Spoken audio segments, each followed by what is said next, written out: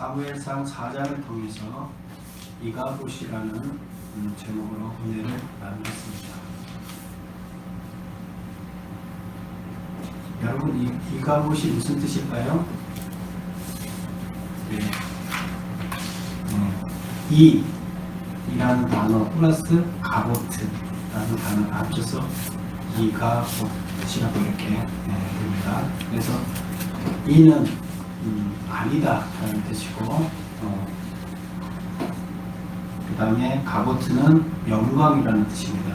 하나님의 영광, 그 영광이 아니다, 영광이 버려졌다, 뭐 이런 뜻이에요. 하나님의 영광이 여기 있었는데 하나님의 영광이 사라졌다, 그런 뜻입니다. 오늘 4장에서는 하나님의 영광이 사라지는 이런 모습들을 우리가 보겠습니다. 여러분 어떻게 생각하세요? 하나님께서 우리 인간들을 사랑하지만 우리 인간들을 깊이 사랑하는 만큼 또 실망하는 적도 많으시겠죠? 그리고 뭐 실망을 한두 번 하는 건 아니지만, 그러나 도저히 용서할 수 없는 실망을 하신 적도 있겠죠. 네. 하나님께서 결국에 이 땅에 지옥이라는 걸 만들고, 하나님께서 우리의 모든 마지막 날에 심판이라는 결론을 내렸을 때, 그 심판에서는 뭐예요? 도저히 안 되는 것들은 버리겠다는 뜻입니다. 도저히 안 되는 거 용서하고 회복시키고 노력했는데 마지막에 가서 도저히 안 되는 것은 버리겠다는 거예요. 버리지 않으면 용서의 하나님이고 그들을 다 이해해주는 하나님이지만, 버리지 않으면 전체를 망가뜨리기 때문입니다. 전체의 병균을 옮기기 때문에. 그래서 그걸 어쩔 수 없이 도려내야 되는 겁니다. 그게 뭐냐? 버리는 겁니다. 우리는 매일같이 하나님의 숨쉬고 공기 마시고 햇볕 있고 먹을 음식이 있고, 이 모든 것이 하나님의 은혜인데,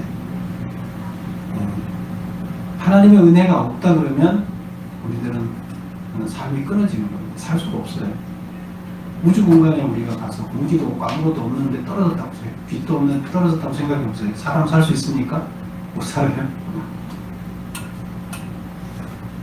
그래서 우주선이라는 우주 공간에 살려면 우주선을 타고 그 우주선 안의 환경을 하나님의 은혜로 공기와 물과 이런 빛으로 채워야지만 살 수 있는 거예요.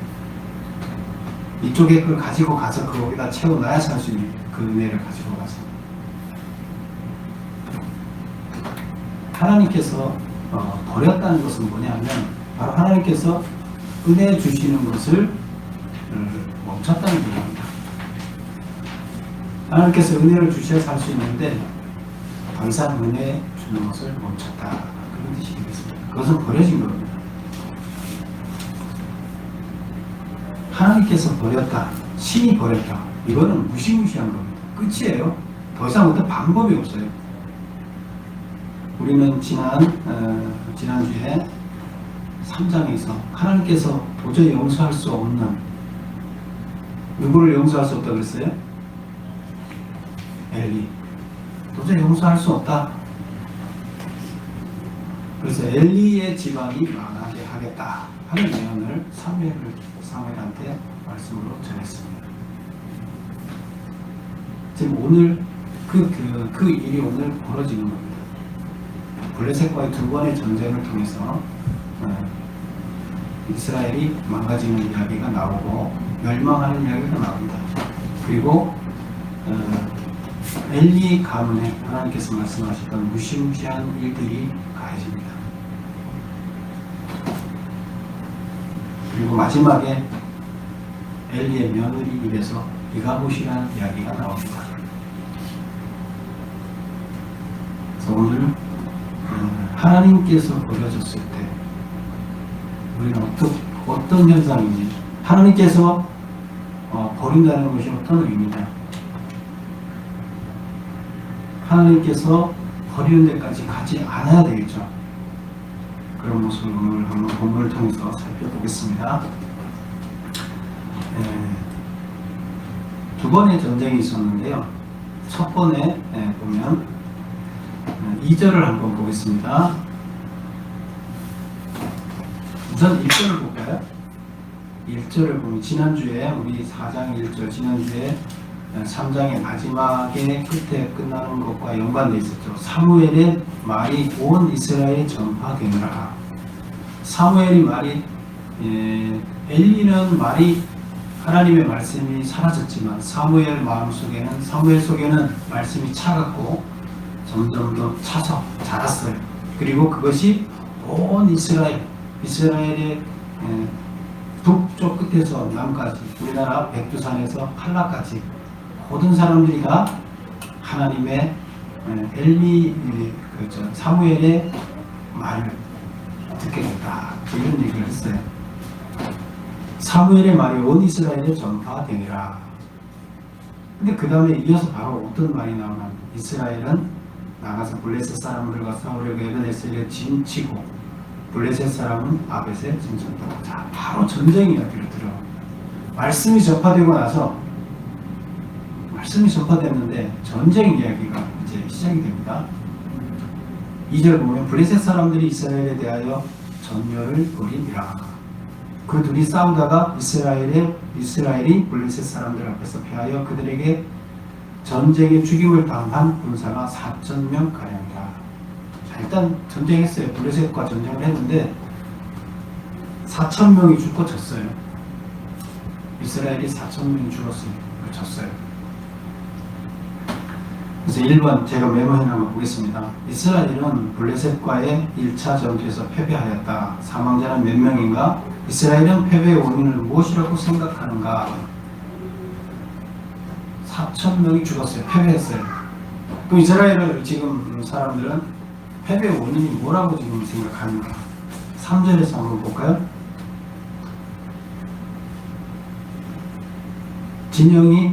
백성이 진영으로 돌아오매 이스라엘 장로들이 이르되 여호와여 어찌하여 우리에게 오늘 블레셋 사람들 앞에서 패하게 하셨는고. 여호와의 언약 거기까지 보면 어찌하여 우리에게 오늘 블레셋 사람들 앞에서 패하게 하셨는고. 누가 패하게 한 거예요? 하나님이 패하게 하셨다.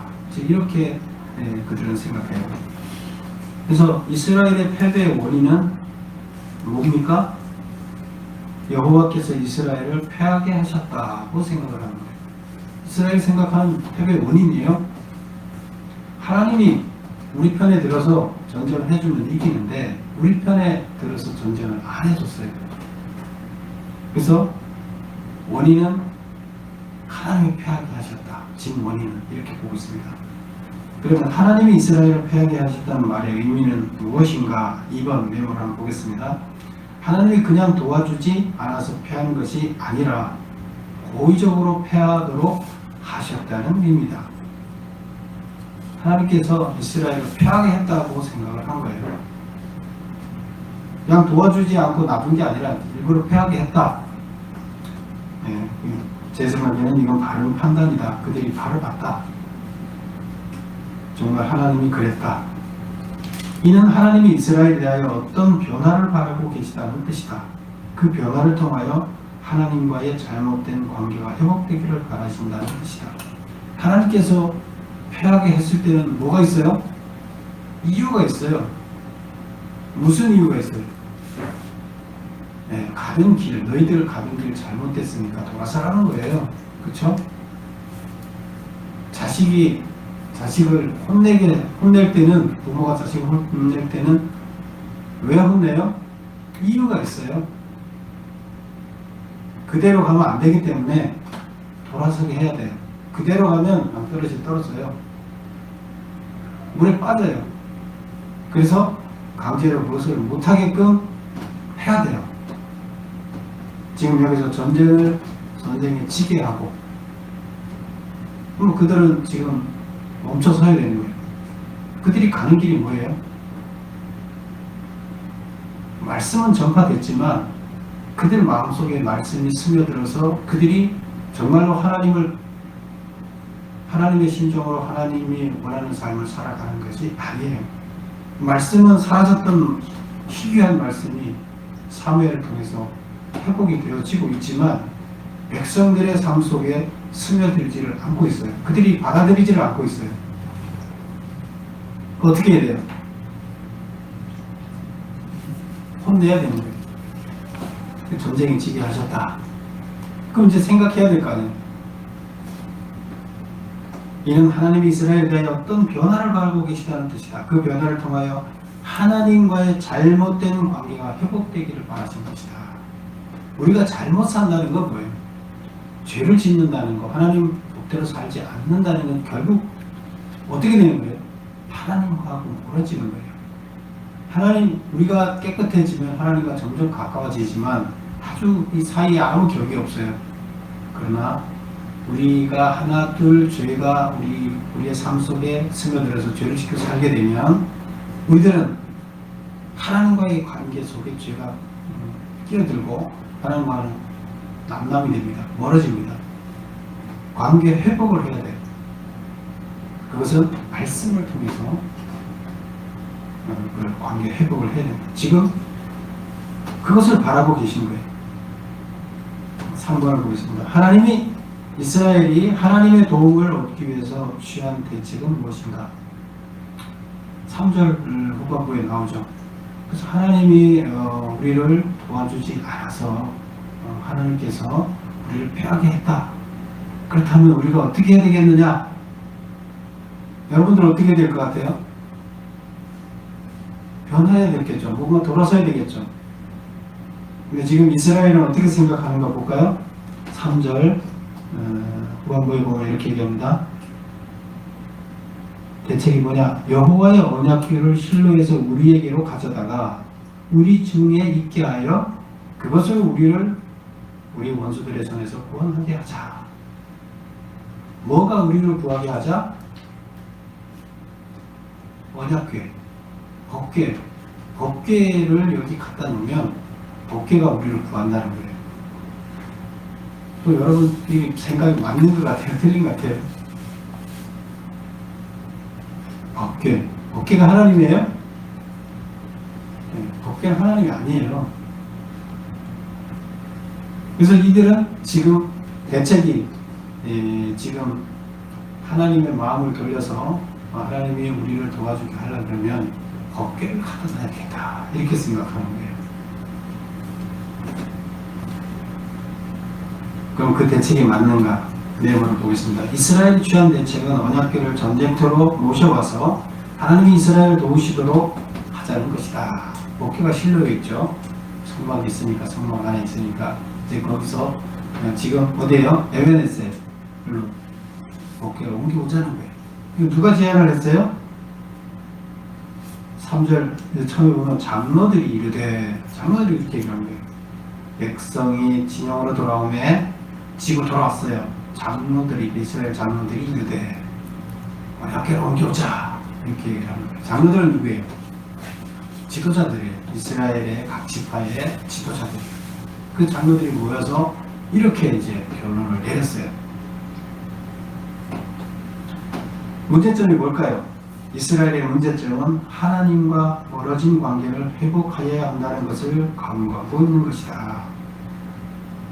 관계 회복은 말씀대로 살겠다고 회개하는 것에서부터 시작되는 것이다. 이 관계가 회복돼야 하나님하고 가까워져야 하나님이 뭘 도와줄 거 아니에요. 하나님하고 원수지면서 그건 그대로 있고 법궤만 갖다 놓으면 해결이 되나요? 법궤에서 힘이 나오나요? 이스라엘의 지금 장로들의 생각이, 지도자들의 생각이 이래요. 아직 이걸 보면 그때는 마음속에 뭐가 없어요? 하나님이 없어요. 하나님이 뭘 원하는지, 어떻게 살아야 되는지 아직 몰라요. 사사기 시대에 지금 말씀이 사라졌다고 했죠. 말씀이 선포되기 시작하지만 스며들지 않아요. 받아들여야 스며들죠. 그래서 언약궤를 갖다 놓으면 된다 이렇게 생각하는 거예요. 그 언약궤는 뭘까요? 언약궤에 대한 이스라엘의 잘못된 인식은 무엇인가? 우리가 출애굽기에서 보면 언약궤는 뭐냐면 하나님의 임재를 상징하는 상징물이에요. 하나님, 언약궤가 하나님 자체예요? 아니에요. 하나님이 여기 임재하시는 장소다. 그래서 하도 하나님 보여달라고 그러니까 교육하기 위해서 성막을 교부제로 만들었다고 그랬죠. 그리고 그 안에 하나님의 보좌를 만드는 게 지금 이 법궤가 하나님 보좌잖아요.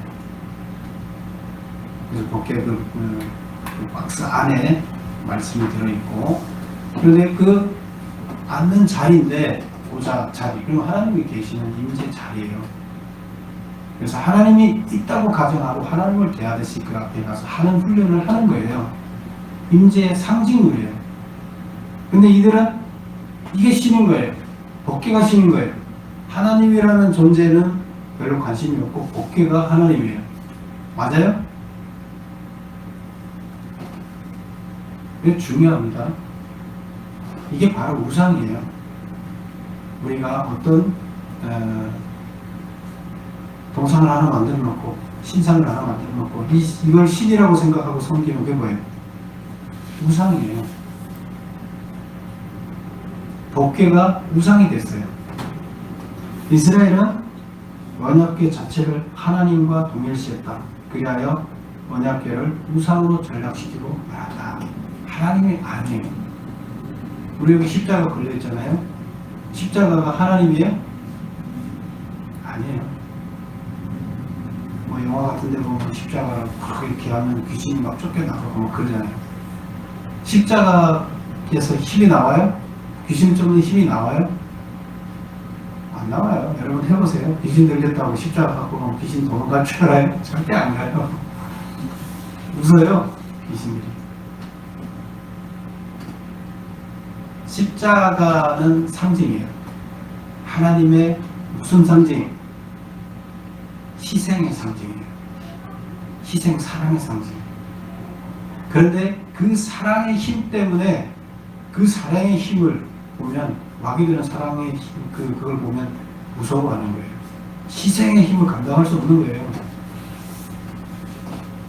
근데 십자가를 보고 쫓겨가지는 않아요. 그러나 십자가의 그 상징, 희생을 두려워할 뿐이지 십자가 자체가 두려운 건 아니에요.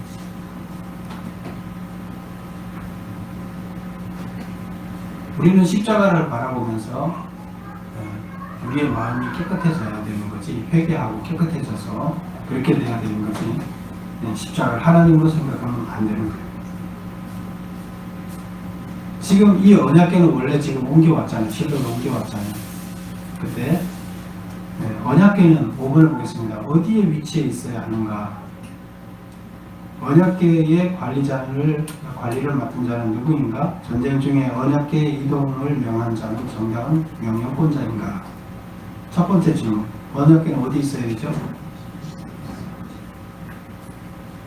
언약궤는 성막의 지성소에 위치해 있어야 된다. 그렇죠? 그런데 마음대로 우리가 옮길 수 있어요, 없어요? 하나님을 상징하는 건데 우리가 하나님을 마음대로 내 마음대로 이동시키는 거예요. 하나님, 오늘은 내 생각에 하나님 여기 와 있어야 될 것 같아요. 하나님 여기 와 계셔. 오늘은 우리 전쟁하는데 여기 와서 도와줘. 여기 와 앉아있어. 내 마음대로 지금 하나님 조정해요, 여러분들이? 이스라엘이 지금 그러고 있는 거예요.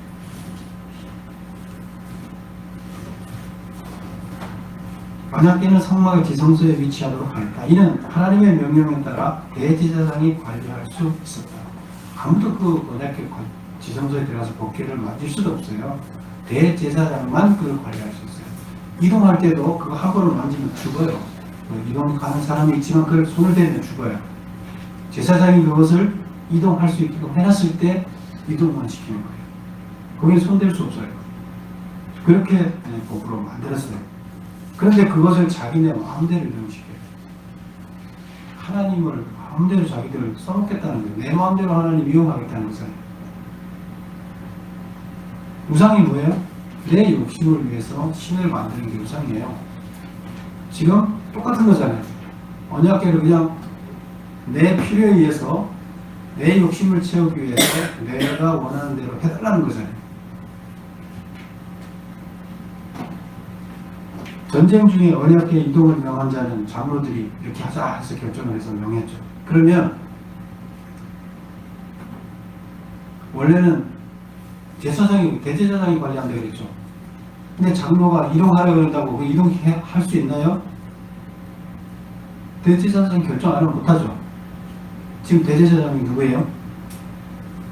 엘리인데 여기 성경에 보면 뭐 엘리가 안 된다 소리 했다든가 뭐 엘리가 어떤 영향력을 미쳤다는 게 하나도 없어요. 그리고 법궤는 이동했어요. 그럼 엘리가 힘이 있다는 거예요? 없다는 거예요? 잘 지킨다는 거 못 지킨다는 거예요? 역할을 못하는 거예요. 제사장 역할을 못하는 거예요. 장로들이 보내라 그러면 그냥 보내고. 근데 엘리는 그 규정을 알까요? 모를까요? 규정을 알죠. 엘리는 법궤를 어떻게 관리해야 되는지 알죠. 전쟁 중에 언약궤 이동을 명하는 것과 이를 허용한 대제사장은 모두 정당한 권한을 받기를 도모한 것이다. 자기네가 할 수 있는 권한이 아니에요. 이동시켜라 명하는 것도 자기네가 할 수 없어요. 그 명은 누구만이 할 수 있어요? 하나님만이 지금까지 했어요. 하나님의 명에 따라서만 이동했어요. 언약궤는. 그런데 자기들이 정하고 자기들 명령을 내려요. 하나님을 이용하는 거잖아요. 그리고 그 명을 따라 대제사장이 그 명을 실행을 해야 가능한 거예요. 그런데 장로들의 명을 따라서 하나님의 명을 받지 않고 대제사장이 그걸 집행하면 어떻게 돼요? 자기 역할을 못한 거죠. 하나님의 명을 따라 하나님의 뜻에 따라 이동시켜야 되는데 장로들의 명에 따라서 이동시켰어요. 제사장은 역할을 하는 거예요? 못하는 거예요. 하나님의 상징, 하나님을 대하는 태도가 틀렸어요. 하나님은 어떻게 생각할까요? 하나님을 대하는 백성들의 태도, 장로들의 태도를 바라보면서 하나님 무슨 생각을 할까요? 전쟁에 외치게 했다고요? 그냥 놔두면 안 되기 때문에 사사기 시대가 지금 종말로 갔잖아요.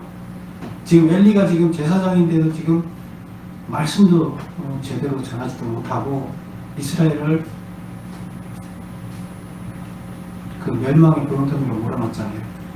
그래서 하나님께서는 사무엘이라는 사람을 어쨌든 말씀을 통해서 일으키려고 하는데 사무엘을 한 명을 일으켰는데 아무도 그 말씀을 다 말씀을 전파했지만 가슴에 새기며 따라오는 사람이 없어요 지금. 그래서 전쟁을 통해서 정신을 차리게 했지만 전쟁 중에 그들이 깨달은 건 뭐예요? 우상 섬기는 것만 지금 똑같이 반복하는 거예요. 하나님께서 뭘 하기를 원하셨어요? 그들이 회개하고 우리가 이러면 안 되는구나 돌아서기를 바랐어요. 그래서 적이 우리를 집어삼키려고 하니까 우리는 하나님한테 의지할 수밖에 없다. 하나님 우리가 어떻게 됩니까? 뭘 해야 됩니까? 회개해라. 회개합니다. 하면서 바뀌어지기를 바랐어요. 그런데 바뀌어지지 않고 우상을 섬기는 이방들과 똑같이 하나님의 성막을 하나님의 법궤를 우상으로 생각하고 그렇게 하고 있습니다. 하나님 화가 날까요? 안 날까요? 회개는 전혀 찾아볼 수가 없어요.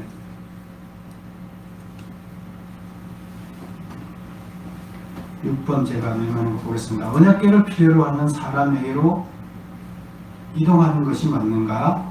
아니면 필요한 사람이 언약궤로 가는 것이 맞는가? 언약궤는 뭐라고 했어요?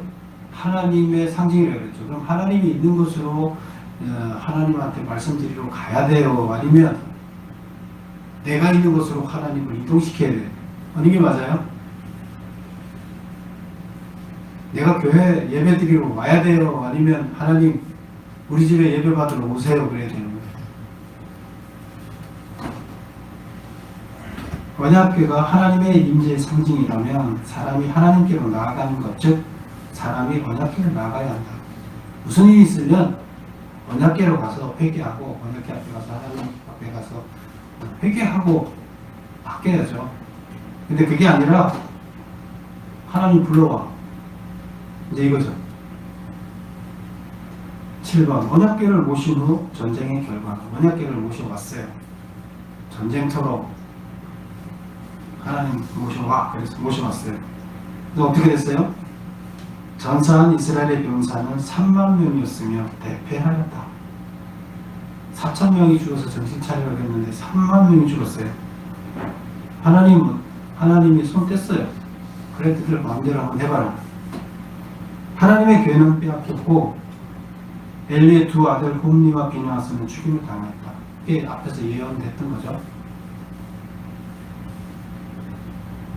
8번 전쟁 패배와 언약궤가 빼앗긴 소식을 접한 엘리 집안에는 무슨 일이 있었는가? 전쟁 패배, 두 번의 전쟁 패배였죠. 4,000명, 3만 명. 이때 당시 뭐 3만 명 정도면 한 지파가 사라진 거예요. 거의 큰 지파는 뭐 5만 명 뭐 이렇게 됐지만 작은 지파는 2만 명, 3만 명 그랬어요. 그 한 지파가 사라지는 숫자예요. 그래서 전쟁 패배, 그 다음에 언약궤가 빼앗긴 소식이 엘리 집안에 전해졌어요. 지금 보면 12절부터 쭉 16절, 18절까지 나오는 이야기가 엘리 여기를 한번 볼까요? 13절을 볼까요? 그가 이럴 때 전쟁터에서 온 사람이 이제 전해주는 사람이 이럴 때 엘리가 길 옆 자기 의자에 앉아 기다리며 길에서 기다리고 있어요. 그의 마음이 하나님의 교회로 말미암아 떨릴 즈음이라. 마음이 떨려요. 근데 뭐 때문에 떨려요? 하나님의 교회 문제로 떨려요. 하나님의 교회가 지금 여기 있어야 할 곳에서 떠나갔잖아요. 엘리는 지금 마음에 뭐가 있을까요? 법을 알죠. 뭔가 잘못되는 거 알고 있죠. 지금 어떻게 될지 지금 두려운 거예요. 그러나 장로들이 하라는 대로 했지만 하나님의 뜻하고 틀리다는 걸 알고 있어요. 그러니까 자기가 엄청나게 잘못한 것을 또 알고 있죠. 그래서 떨리고 있어요. 그래서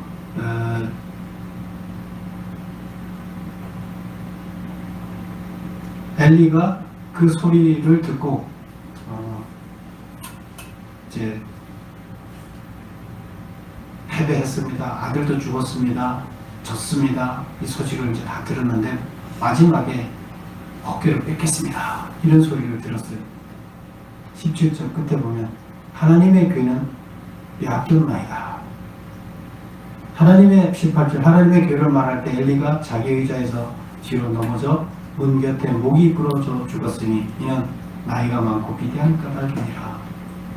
소식 듣고 법궤가 뺏겼다는 소식을 듣고 그냥 넘어졌겠어요? 놀래서 넘어진 거예요.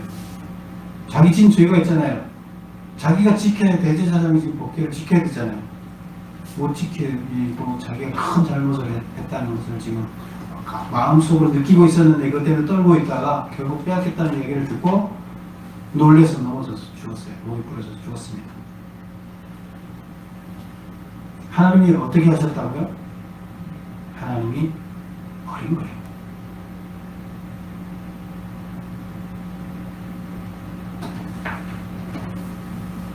그래서 죽었어요. 그리고 이제 엘리가 그렇게 해서 죽었다는 이야기가 나오고 19절부터 22절에는 그 엘리의 아들이 홈리와 비느하스인데 그들도 전쟁터에서 죽었다는 소식이 날라왔죠. 근데 비느하스의 아내가 있었는데 그 며느리죠. 엘리의 며느리가 애를 임신하고 있었어요. 근데 또 며느리가 시아버지가 지금 목이 부러져 죽고 남편이 전쟁에서 죽고 복귀가 빼앗겼다는 이야기를 듣고 임신했던 며느리가 갑자기 배가 아프면서 놀라서 애가 나왔어요.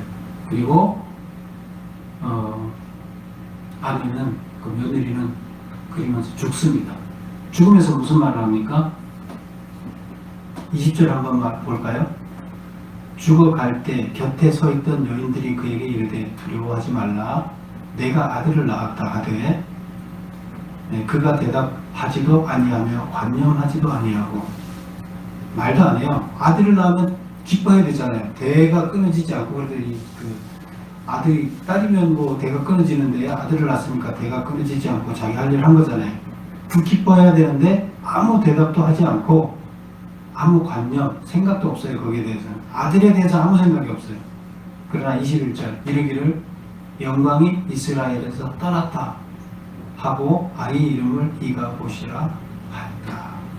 며느리가 자기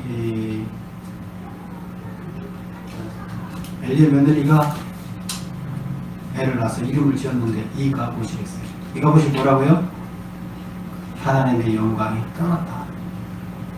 자식이 태어난 게 기뻐요, 안 기뻐요? 아무 관심이 없어요. 하나님의 영광이 떠나면 끝이에요. 근데 지금 4장에서 이 말을 한 사람은 그래도 하나님의 뜻을 아는 사람이에요. 그렇죠? 하나님의 뜻이 지금 여기가 하나님의 은혜가 끊어졌어요. 하나님의 영광이 떠났어요. 그러면 끝이에요. 절망이에요. 근데 아무도 그런 얘기를 안 하는데 여기서 며느리는 아들을 낳은 게 중요한 것이 아니라 하나님이 지금 엘리 집안에 끊어지고 이스라엘에서 떠났다는 게 복귀가 사라졌다는 게 지금 떠났다는 거예요. 이스라엘에서. 그걸 보면서 두려워하고 있습니다. 절망하고 있습니다.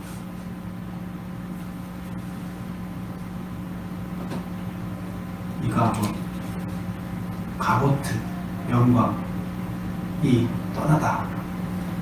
그래서 이 가보트 약 합쳐서 이가봇인데 하나님의 영광이 떠난다는 것은 바로 하나님이 더 이상 포기하는 거예요.